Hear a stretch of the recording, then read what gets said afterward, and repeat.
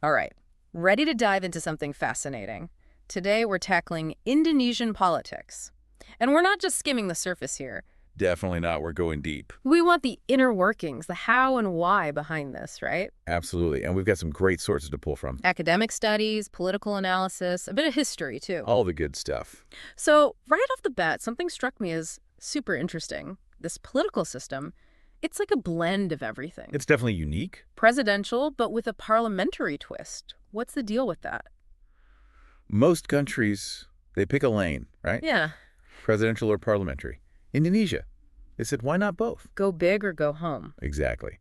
And the Indonesian constitution, that's where this whole balancing act is laid out. It's a fascinating blend. A political cocktail. Yeah. Okay, so they elect a president, like the U.S., giving them that executive power, but then there's also the legislature, the People's Consultative Assembly, the NPR, right?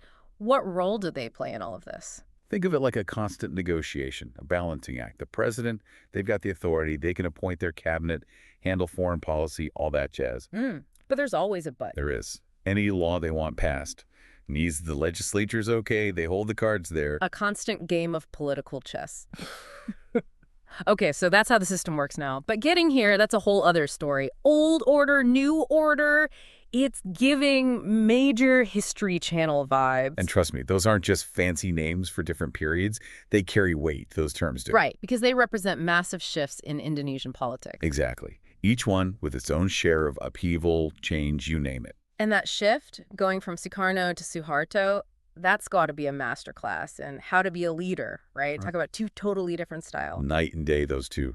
With Sukarno, now there was a guy who could command a room, charisma in spades. He thrived on that, on fiery nationalism, revolutionary rhetoric. So the ultimate showman? You could say that. But his vision guided democracy. It had its downsides. Because, let's be real, concentrating power around one person rarely ends well. You catch on quick. And economically. Let's just say his policies weren't exactly a recipe for success. For effort, I guess. But that's where Suharto steps onto the scene, right? Although wasn't there a whole attempted coup thing before that? You're talking about the 30 September movement. That was a turning point for sure. It thrust Suharto, who was head of the armed forces at the time, into a prime position. To seize control and usher in the new order, right? You got it. And his priorities were clear, stability, economic growth. But his methods, well, let's just say they weren't exactly democratic. A bit heavy-handed, maybe? You could say that. But here's the thing. That period, the New Order era, it still casts a long shadow on Indonesian politics even today.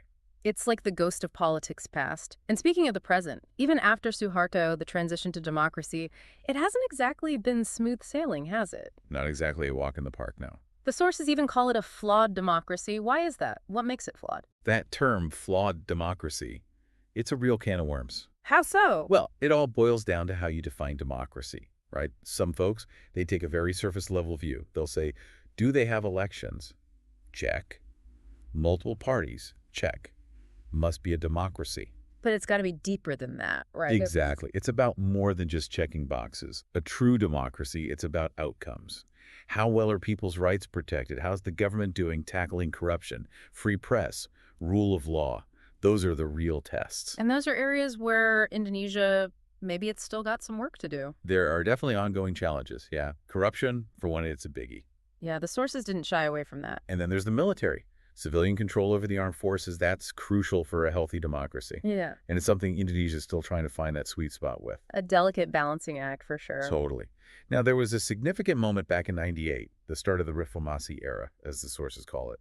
Did that change things? I'd imagine so. A whole new era and all... It was a turning point, no doubt. A break from that authoritarianism of the new order. More freedom of the press, more political openness. Sound promising. It was. But it also marked the beginning of a whole new set of challenges. How do you deepen those democratic gains? How do you safeguard them? It's an ongoing process. So it's like they opened this door to democracy, but now they've got to figure out what to do with it, how to make it work. Exactly. And it's not just the government figuring it out either. Yeah. Indonesian civil society, they're a force to be reckoned with. Oh, yeah. That's something I wanted to ask you about. They seem super active. They are. It's Yeah. amazing. You've got all these different groups, professional organizations, students, religious groups, you name it. And they're all trying to figure out this one big question. Which is? What role should Islam play in government? That's the million-dollar question in Indonesian politics. And it's not just theoretical, right? The sources mention this ban on the Indonesian chapter of Hizb ut-Tahrir, and that seemed to ruffle some feathers. Big time. Some groups, they saw it as this attack on freedom of association, a fundamental democratic right. Which it is. Absolutely. But then others, they were like, nope, this is necessary. They saw it as a way to curb extremism, which they perceived this group as representing. So it's a complex issue with no easy answers. Exactly. And it just goes to show how diverse opinions are within Indonesian society, especially when it comes to religion and politics. Definitely no shortage of opinions there. But here's the thing, even having the space to voice those opinions, that's something that's fluctuated over time in Indonesia, right? The sources mentioned this civil society participation index. What's the deal with that? Think of it like a barometer for democratic health. Yeah. It tracks how much influence civil society groups have, how freely they can operate. Under Sukarno and Suharto, that needle wasn't moving much. Too busy keeping things, shall we say, under control. Pretty much. But then Reformasi hit, and boom, it was like someone breathed new life into the whole system. People were ready for change. Oh, absolutely, especially the younger generation. They were eager to get involved, to make their voices heard after years of, well, not being able to. That's powerful stuff. It is. So things were looking up. They were. But hold your horses. It's not a straight shot to the top. In recent years, that index, it's dipped a little. Uh-oh. That doesn't sound good. It's something to keep an eye on, for sure. Could be a sign that the space for dissent, it's shrinking a bit. That push and pull, always a tightrope walk, isn't it? You said it. It's about finding that balance, maintaining stability, but also making sure people feel heard, like they got a voice. And speaking of voices, let's talk about the Indonesian government itself. We've got the executive branch, the legislature, with all its different parts. Don't forget the judicial branch. Essential, even if it sometimes gets overshadowed. Right. But before we get into the nitty-gritty of each branch, let's recap, shall we? Indonesia. Unique political system, a past full of ups and downs, and a civil society that definitely keeps things interesting. Nailed it. And it's within this whole dynamic landscape that the branches of government have to operate. Sounds like a recipe for some serious political drama. Oh, you have no idea. But we'll save that juicy stuff for after a quick break. Stay with us. All right, so we're back, ready to dig into those branches of government. I'm ready. Where do we even begin? We've talked about the president. They've got that executive power. But what does that actually mean, practically? What do they do all day? Well, imagine being in charge of a ship. A really big, complex ship. That's kind of what it's like being president of Indonesia. They're not just a figurehead, they're steering the whole thing, making sure all the parts work together. And those ministries we mentioned... There are a lot of those. 34. 34 ministries, each with their own specific area. From education to health, religious affairs, even maritime affairs and fisheries, you name it, they've got a ministry for it. Wow, that's a lot of plates to keep spinning. It is, and that's where the cabinet comes in. Right, their team of experts. Exactly. Each minister heads up their own department, and they all work together to, actually run the country. So it's teamwork that makes the dream work, even at the highest level of government. Exactly. But even with a great team, the president can't just do whatever they want. Right. There's that whole checks and balances thing, right? Exactly. They need the legislature on board. So it's a constant back and forth, a negotiation. That's a great way to put it. Okay, that makes sense. What about foreign policy? Where does that fit in? Ah, yes. Foreign policy. That falls under the president's purview as well. Makes sense. They are the face of Indonesia on the world stage, after all. Exactly.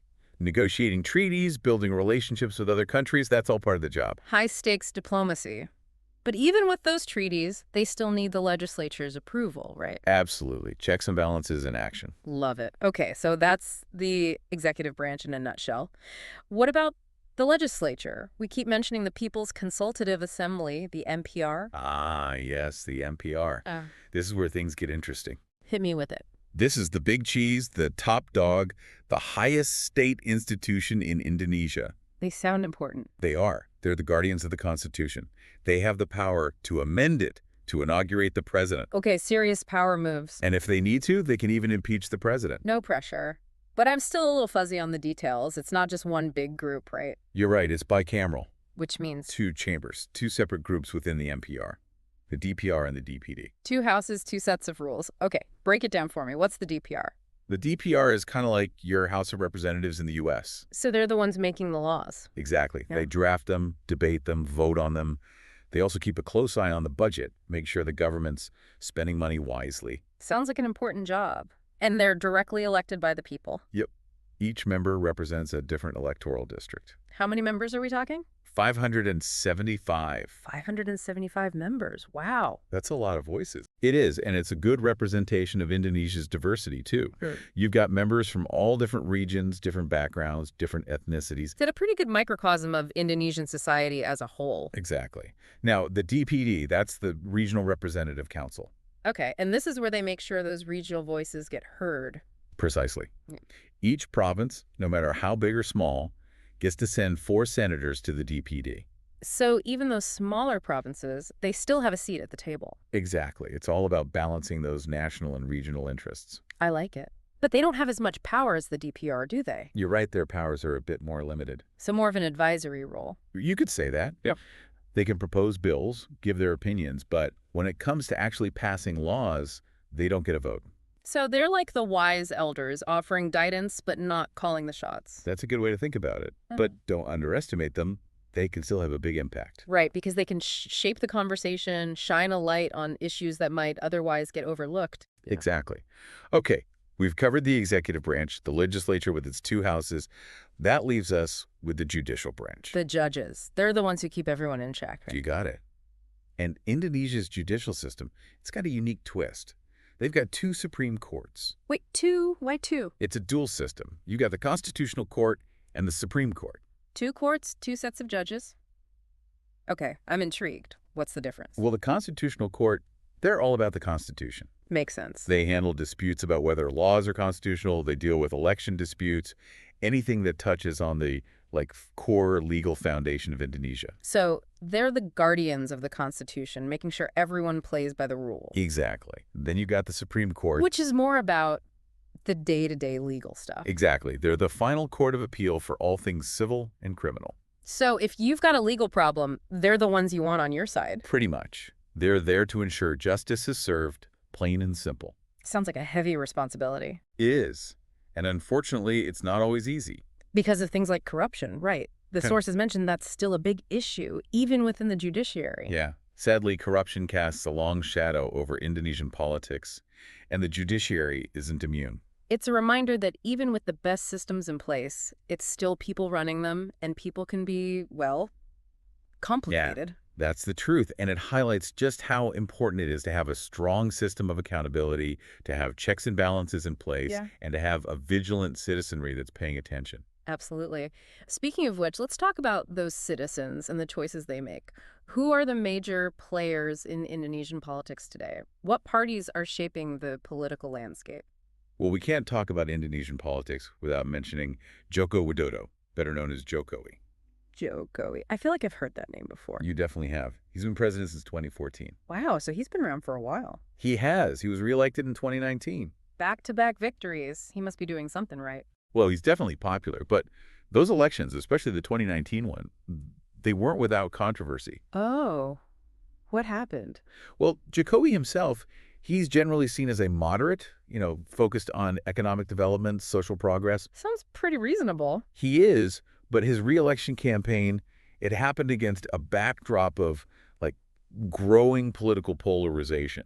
Indonesian society. It was becoming increasingly divided. On what issues? Oh, the usual suspects. Religion, identity politics, the role of Islam in society. Big, complex issues that people feel very passionately about. So it wasn't just about Jokowi or his policies, it was about something deeper. Exactly. It was a reflection of these underlying tensions within Indonesian society. Fascinating. So Jokowi, he's not just some independent dude, he's part of a political party. He is. He's a member of the Indonesian Democratic Party of Struggle, also known as PDIP. PDIP, okay. And they're just one of many parties vying for power. Oh, yeah, it's a crowded field. In the 2019 elections, 10 parties won seats in the DPR. 10? How do they even keep track of that many? It's definitely a lot. But that multi-party system, it's important, right? It means there are lots of different voices, different perspectives represented. That's what democracy is all about, right? Diversity of thought, all that jazz. Exactly. But there's always a but. There is. When we're talking about Indonesian politics, we have to talk about cartel parties. The cartel parties, that doesn't exactly sound like a glowing endorsement of Indonesian democracy. It's a term that gets thrown around a lot, that's for sure. And what does it even mean?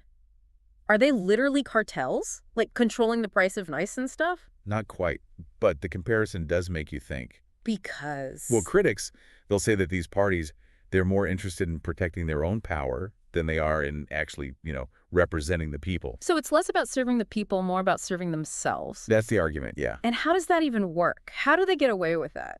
That's where patronage democracy comes in.